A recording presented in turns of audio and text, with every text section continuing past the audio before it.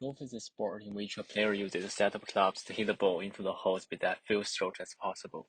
Striking a ball requires precise club control, making it even a difficult problem for human beings. In this project, we propose a framework for a robot arm to strike the ball into the holes with only one stroke. We established our simulation environment using pipe bullets, with an even terrain as the golf course, including hills and flat ground. We dig a hole on the ground randomly within a 3 meters times 3 meters square. The ball is initially placed still on the tee in front of the robot player. The robot player is a handless total-evil arm with a fixed golf club as the end effector. When applying our framework, the robot first switches to a preheating configuration and approaches the ball slowly to put the club at the desired hitting position. We calculate the desired initial velocity of the ball and control the arm to hit the ball. If everything goes right, although a lot of times it doesn't, the ball will form a beautiful curve, forced by the gravity and air resistance, and finally land in the hole. To make everything work, we need to plan backward carefully. First, we need to constrain the landing angle theta, because a large landing angle will make the ball bounce out of the hole. When flying in the air, the ball follows the aerodynamics, forced by gravity and the air resistance and nothing else. This makes it possible for us to do direct shooting to calculate the initial velocity of the golf ball. We aim at minimizing the flying time of the ball, subject to a set of constraints including landing constraint, landing angle constraint, and dynamics constraints. We solve the problem using Casati solver, and the solution velocity can 100% make the ball land in the hole. After solving the initial velocity, we can calculate the desired heating configuration of the robot.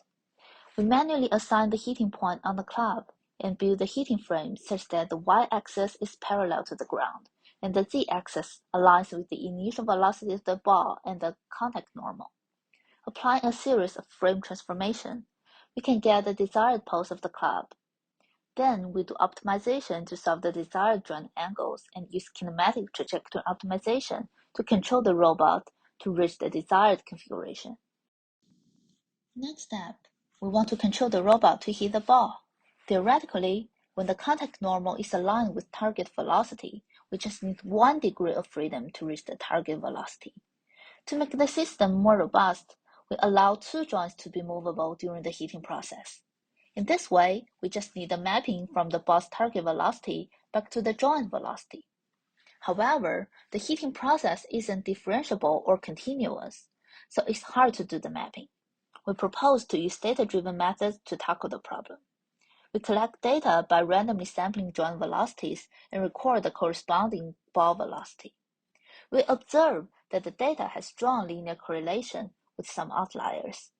We apply RANSAC to filter out the outliers and try both linear regression and neural networks to fit the mapping model.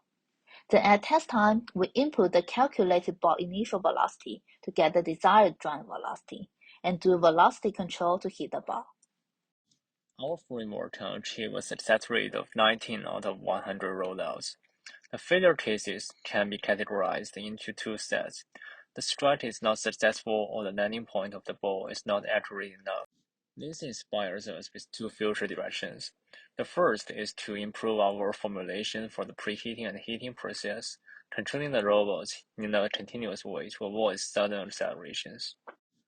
The second is to simulate the heating process more reliably and learn a more effective mapping model.